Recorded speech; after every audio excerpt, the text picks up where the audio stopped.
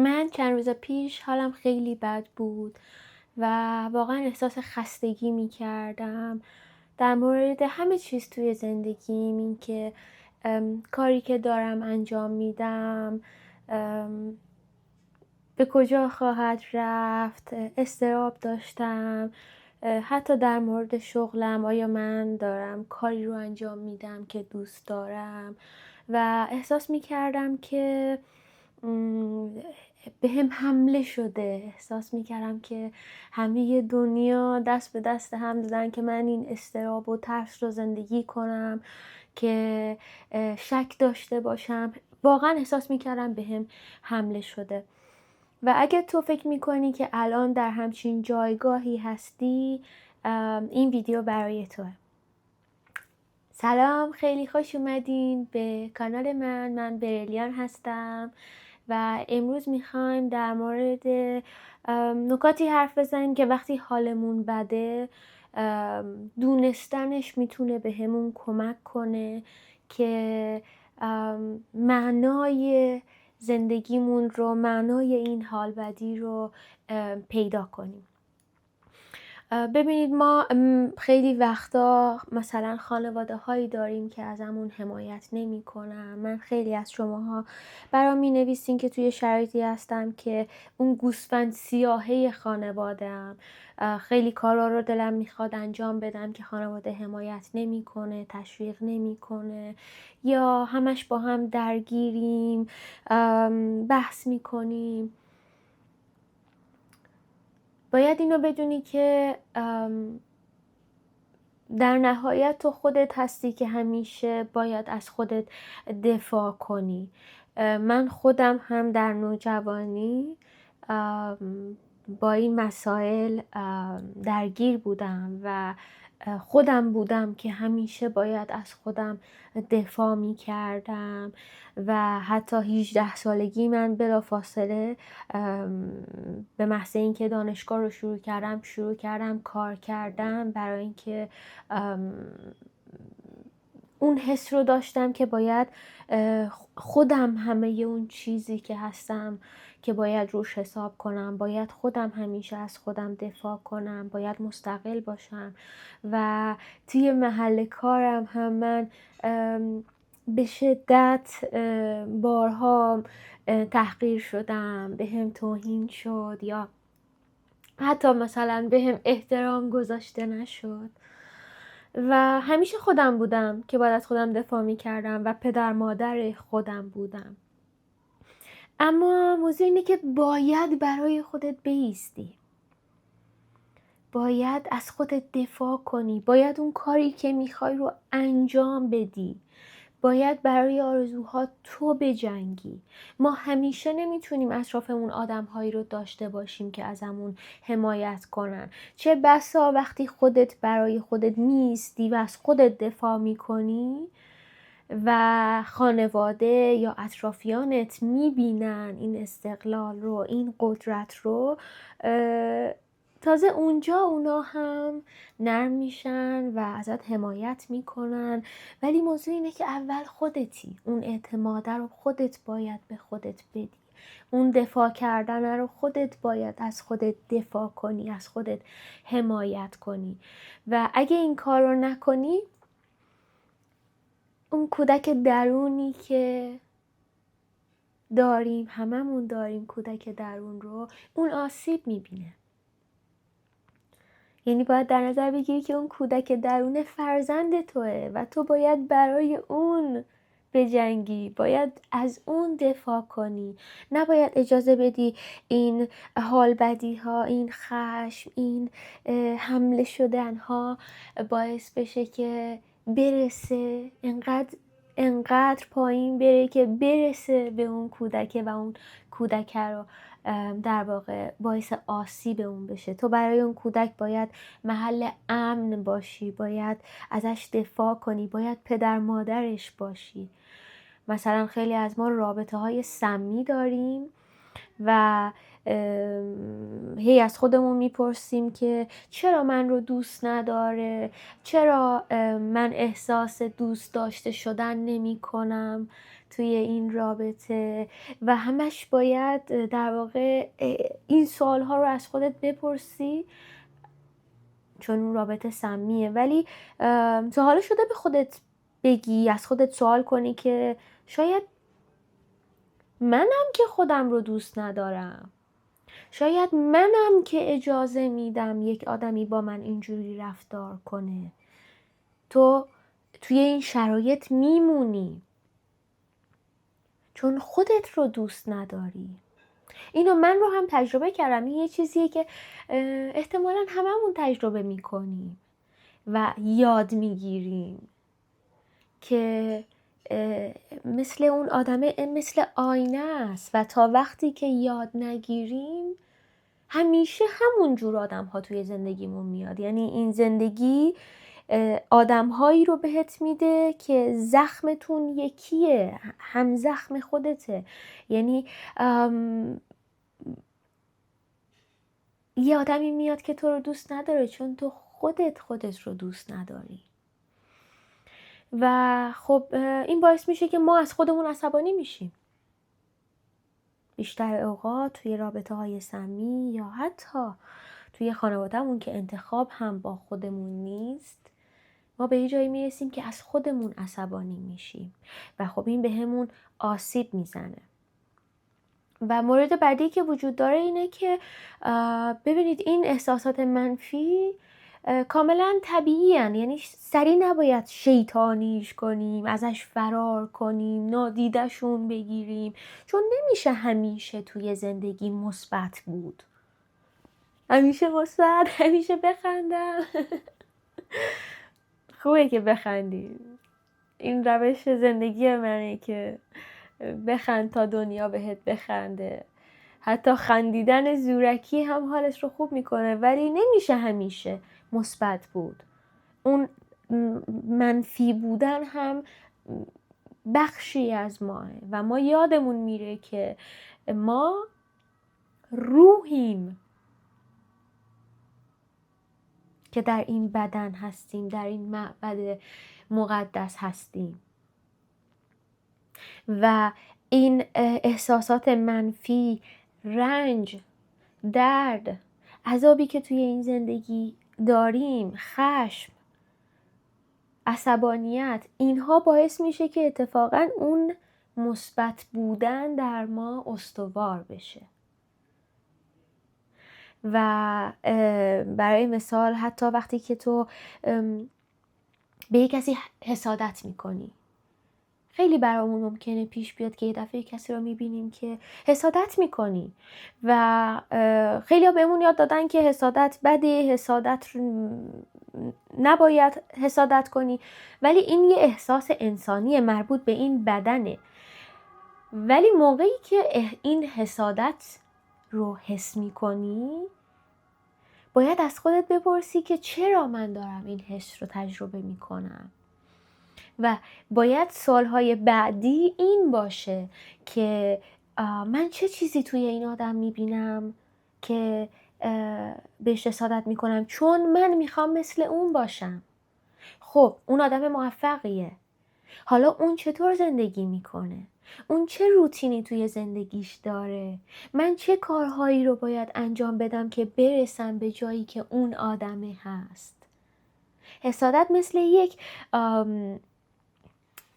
راهنما میمونه دقیقاً برای ما خیلی وقتا که من کجا میخوام باشم و حالا میشه چطور و چرا، میشه سوال و میشه حرکت کردن.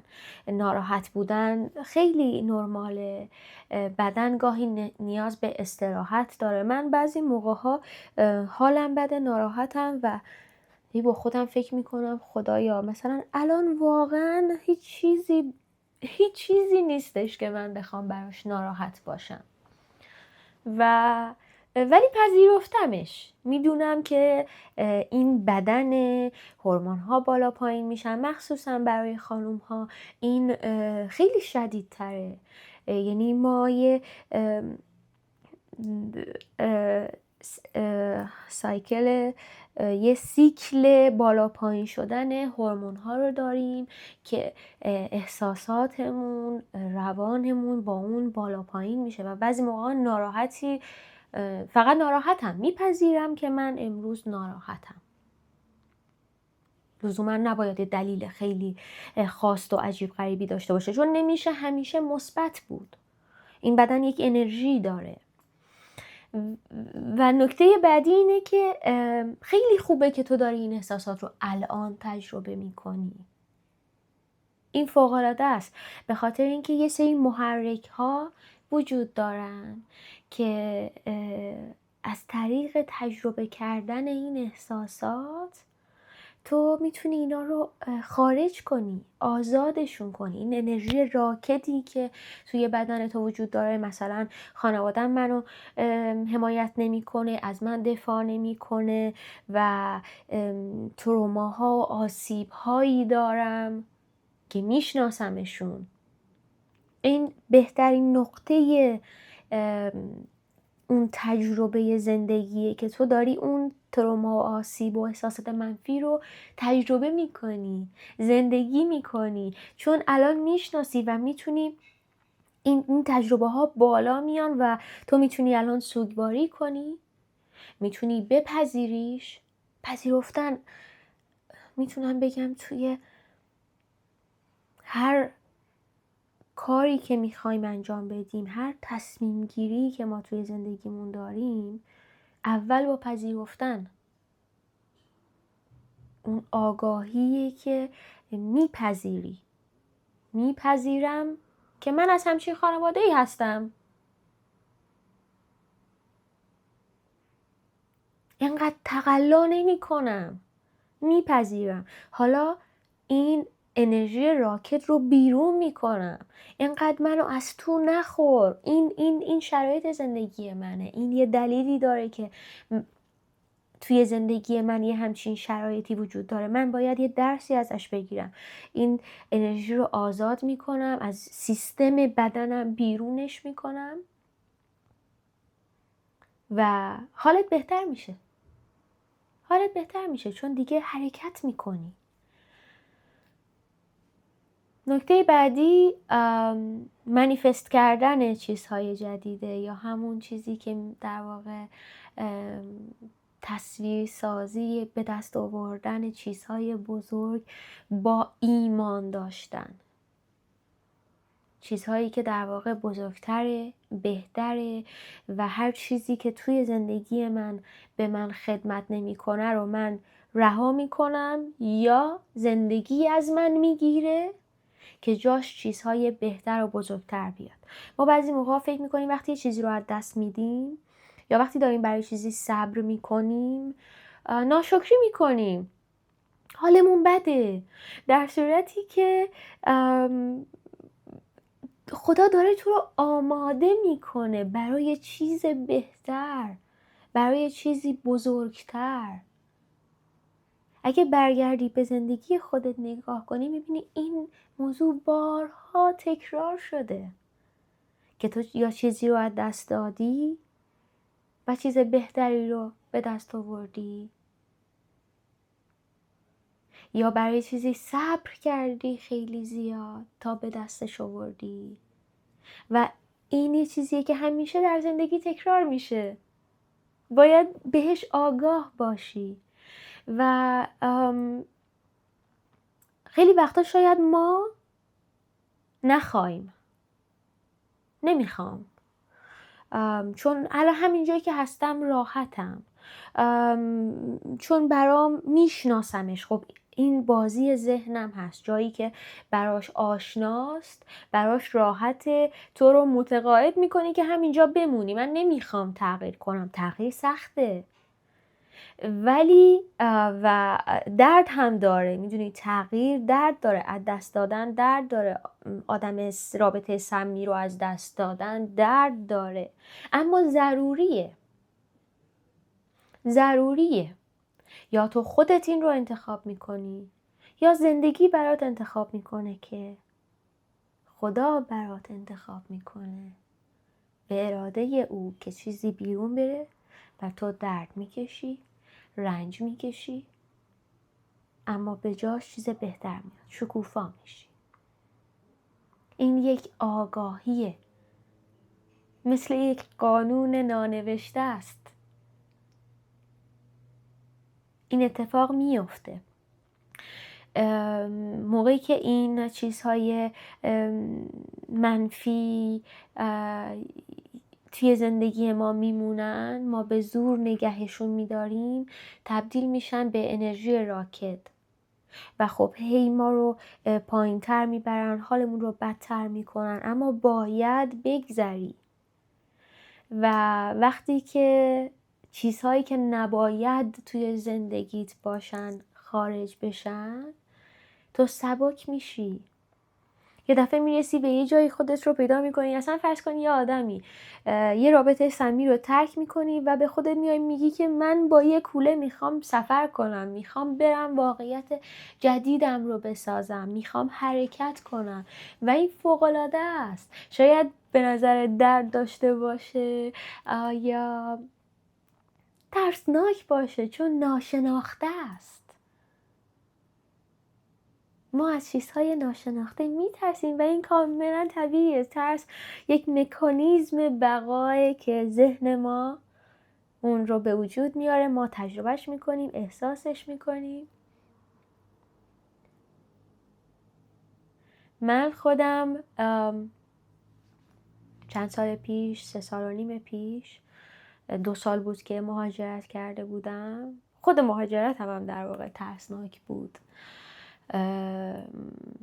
بعد 1-2 سال اول من به شدت افسرده شده بودم و شرایطم سخت بود، پول کافی نداشتم، شرایط مالی برام بسیار سخت بود، تنها بودم و در سال دوم من بدترین روزهای زندگیم رو تجربه کردم از نظر در واقع روانی که برای اولین بار توی زندگیم داشتم تجربه می کردم.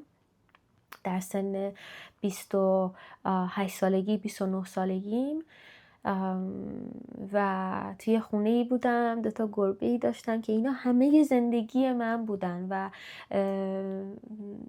ولی تصمیم گرفتم که اونجا رو ترک کنم و برم و رسما انگار که از اول مهاجرت کردم. مجبور شدم همه اون چیزی که تا اون روز ساخته بودم رو دوباره رها کنم و دوباره از اول شروع کنم. حالم بد بود ولی میدونستم که باید تغییر کنم. بعضی موقع این حال بدی ها، این افسردگی ها به خاطر اینه که اون چسبیدی به اون انرژی راکت و منفی که تو زندگیت هست، فقط میترسی رهاش کنی. رهاش که میکنی شروع میکنی حرکت کردن، این انرژی دوباره شروع میکنه حرکت کردن، چرخیدن تو بدن ما. و من دقیقاً با این تصمیم بزرگی که توی زندگیم گرفتم اون روز، برادرم بعدش تونست بیاد ایتالیا، مادرم اومد ایتالیا و من تو سن 30 سالگی به خودم اومدم دیدم که مسئولیت خونه رو تامین کننده یک خانواده‌ام. خب خونه خریدم من توی ایتالیا و خب همه اینا نتیجه یک سختی و رنج و دردی بود که من انتخاب کردم و زندگیش کردم. روزهایی رو داشتم که میخوابیدم و واقعا دلم میخواستی دعا میکردم، گفتم خدایا من فردا بیدار نشم. یعنی من انقدر سیاه و تاریک بود زندگی برام. ولی یاد گرفتم که چجوری کار میکنه، که رها کن، بذار این انرژی راکت بره، ببخش. هم حالم خوب شد، زمان برد، یعنی یک تصمیم گیری بود. حال خوب شدن هم یک تصمیم گیریه و یک قانونی وجود داره. موضوعی که میخوام بهتون بگم قانون قطبیت. اگه بد اتفاق نیفته خوب دیگه معنایی نداره. اگه روزهای بد نباشه، روزهای خوب معنی نداره، تو اصلا متوجه نمیشی. من روزهای بد رو زندگی کردم و این روزهای بد باعث میشه که آدم فروتن بشه، چالش‌های جدیدی توی زندگیش رو تجربه کنه، یاد بگیره و خود اون روزهای بد، خود اون حال بدی باعث حرکت تو میشه، باعث حرکت کردن تو میشه. فکر میکنی که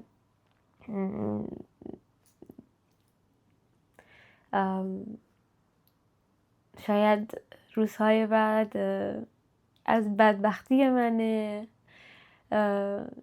چرا خدا منو دوست نداره، در صورتی که اینجوری نیست. ما تو روزهای بعد درسهایی رو میگیریم، چیزهایی رو یاد میگیریم که فقط تو روزهای بعد میتونیم یاد بگیریم. ما میتونیم حرکت کنیم فقط به خاطر اینکه روزهای بد داریم. تو فکر کن مثلا الان همه چی عالی بود، همه چی خوب بود، همه دنیا، همه چی پرفکت و عالی، همه چی خوب. مگه میشه؟ اصلا دیوونه میشدیم. حوصله‌مون سر میرفت. همچین چیزی اصلا حتی تصور کردنش هم عجیبه. اون وقت دیگه روزهای دیگه معنایی نداشت برات اون روزهای خوب. تو رابطه سمی رو تجربه میکنی، به خاطر همین میدونی که یک رابطه‌ای که خوبه درکش میکنی، چون کسی که دوستت نداشته رو دیدی، رابطه سمی رو دیدی، حالا میفهمی چرا خوبه و حالا میتونی تحسینش کنی و بابتش خوشحال باشی. البته همیشه باید شکرگزار باشیم، همیشه یه خدا، یعنی به همین دلیل که الان آگاه هستی که روزهای بد هم بخشی از زندگی ماه، بخشی از خواست خداه، باید بابتش شکرگزار باشی. باید چیزهای خوبش رو، یعنی در بدترین روزهای زندگی ما هم چیزهای خوب وجود دارن دیگه، نمیتونیم خودمون رو نابود کنیم، هیچ چیز رو نبینیم. باید شاکر باشیم، نشون بدیم که لیاقتش رو داریم، که خدایا من میدونم داری من رو آماده میکنی، من شکرگزارم، من سپاسگزارتم، من دارم میبینم، دارم آماده میشم و خدا بهت میده. من خودم از خانواده پولداری نیومدم و سختی کشیدم، کودکی عجیبی داشتم و به خاطر همین الان شکرگزارم، خوشحالم. حتی اگر مسئولیت‌های خیلی زیادی دارم، حتی اگر مسئولیت پرداخت وام و آب و برق و گاز و همه چیز رو توی این سن باید تجربه کنم، اما خوشحالم، اینکه استقلال دارم، اینکه غذا دارم، اینکه آب برای خوردن دارم. بابتش خوشحالم، شکرگزارم. و اینکه به نشانه ها توجه کنید. اینکه یاد بگیری به نشانه هایی که زندگی و خدا داره بهت میره توجه کنی، یه قدم فوق‌العاده، یک مهارت فوق‌العاده بزرگیه که باید یاد بگیری. من خودم در دهه 20 سالگیم خب توجه نمی کردم، نمی دیدم، در صورتی که الان که نگاه میکنم میبینم که اصلا جواب جلوی چشمای من بود، اصلا مسیر مشخص بود.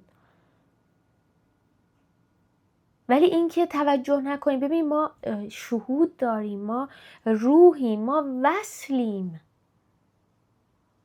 اون روحه به ما نشانه میده و باید تو بهش وصل باشی. ما قدرتمندیم، این بدنه نیستیم که هورمون ها و حال بد و این بدنه، ترس، اضطراب، شهوت، همه اینا بخوان ما رو کنترل کنن. تو باید به این آگاه باشی، ما روحیم، بسیار قدرتمندیم و جوابها رو داریم.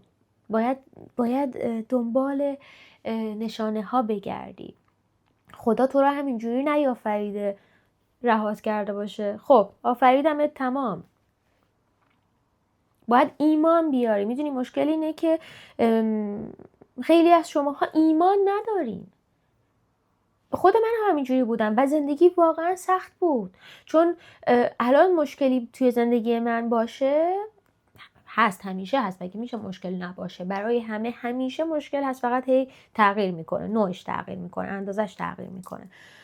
میسپرمش به خدا. خدایا اینو سپردم به خودت و میدونم که از اون ایمان من اون مشکل از بین میره، تموم میشه، حل میشه.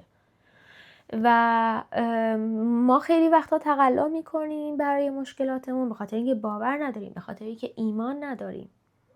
خب تنهایی از پسش بر نمیاییم. مگه میشه آدم صبح از خواب بلند شه بگه اصلا حتی به خدا فکرم نکنم، همینجوری بلند میشیم انگار داری به خدا میگی خدایا تو کاریت نباشه، من خودم از پسش برمیام.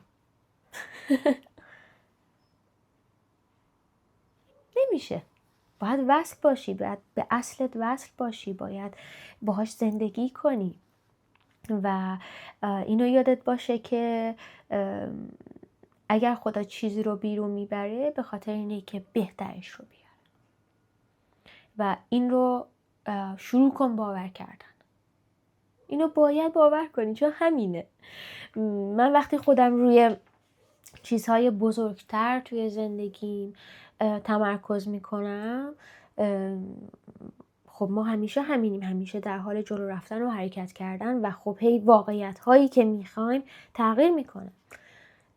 وقتی یه واقعیت جدیدی رو برای خودم میسازم یه مدتی حالم بد میشه، باعث میشه که حالم بد میشه و ترس رو زندگی میکنم، اضطراب رو زندگی میکنم، حالم بده، درد و رنج واقعا تجربه میکنم. اما بعدش همه چی خوب میشه، میبینم که چیزهای بزرگتر میان. مورد بعدی که میخوام بهت بگم اینه که به خودت آسیب نزن به خاطر دیگران. ببین خیلی وقتا دیگران ارزش ما رو نمیدونن، ما رو درک نمیکنن، ازمون دفاع نمیکنن، کنارمون نمیایستن، لیاقت ما رو ندارن. نه که بگم آدمای بدیان، در یک آگاهی هنوز به اون مرحله نرسیدن، توی اون آگاهی هنوز قرار نگرفتن و اما تو نباید با خودت همین کار رو بکنی. خودت نباید با خودت این کار رو بکنی. اصلا به تو ربطی نداره که دیگران چه فکری میکنن. افکار اونا نباید تبدیل بشه به واقعیت زندگی تو و این کار رو نکن لطفاً با خودت. مورد بعدی سوشال میدیاست یا اینستاگرام، اسکرول کردن. اگه حالت خوبه که این مورد در مورد تو نیست، ولی من خودم این رو تجربه میکنم. گاهی این اسکرول کردن اصلا باعث ایجاد احساسات منفی عجیب غریبی در ما میشه، به خاطر اینکه داریم تبادل انرژی میکنیم، داریم آدمهایی رو میبینیم که در 1 دقیقه 100 تا آدم مختلف رو نگاه میکنی و این انرژی هی داره به تو منتقل میشه، داری احساسات اونا رو دریافت میکنی و اون رو زندگی میکنی، چیزی که اصلا برای تو نیست و خب این باعث میشه که حالت بد بشه. محدودش کن، خودت خلق کن. اصلا یکی از دلایل این که ما بعد از ساعتها اسکرول کردن حالمون بده اینه که ما خالقیم، ما تصویری از خالقیم، ما باید خلق کنیم. تو هم باید خلق کنی. وقتی فقط مصرف میکنی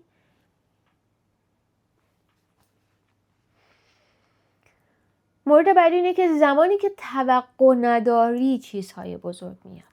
یعنی دقیقا لحظه ای که میگی که دیگه همینه دیگه همینه، میشینی اون اتفاق بزرگه برات میفته. ولی باید به این ایمان داشته باشی.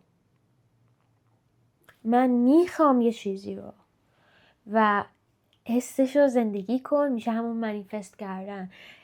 احساسش کن، واقعی ببینش و رهاش کن و برات اتفاق میفته دقیقا لحظه ای که انتظارش رو نداری. من زندگی خودم در مدت زمان خیلی کوتاهی تغییر کرد. یعنی وقتی به عقب نگاه میکنم باورم نمیشه.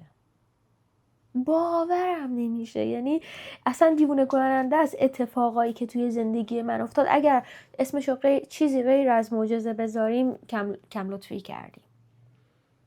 من همیشه در حرکت بودم، اما اتفاقات فوق‌العاده عجیب غریب در مدت کوتاه. من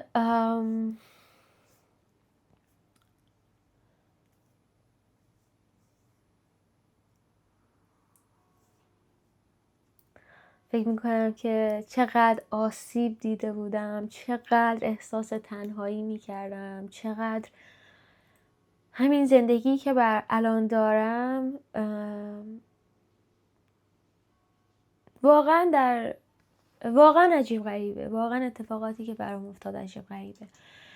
مهم اینه که حرکت کنی، وقت برای خودت بذاری. لطفاً همه زندگیت خلاصه نشه تو این که امشب کجا برم، چی کار کنم، با آدم ها بیرون برم، فقط به خاطر اینکه تنهایی. از خودت فرار نکن. رشد در تنهایی اتفاق میفته. موقعی که آگاهانه انتخاب کنی که میخوام تنها باشم چون رشد میکنم. از خودت مراقبت کن، با خودت مهربان باش، به خودت آسیب نزن. تو همه کسی هستی که داری بعد از خدا. اول خدا رو داری و بعد خودت رو داری. یکی هستن. مراقب خودت باش. یادت باشه که تو با خودت میخوابی، با خودت بیدار میشی، با خودت تو سر خودت زندگی میکنی، با قلب خودت زندگی میکنی، با این بدن زندگی میکنی و از پسش برمیای. من مطمئنم که از پسش برمیای. ایمان داشته باش، من هم بهت ایمان دارم و یادت باشه که خدا عاشقته. خدا عاشقته. یک لحظه به این موضوع شک نکن. لحظه ای که بپذیری خدا عاشقته، معجزه ها وارد زندگیت میشن. دوست دارم. مراقب خودت باش. زود میبینمت. چاو چاو.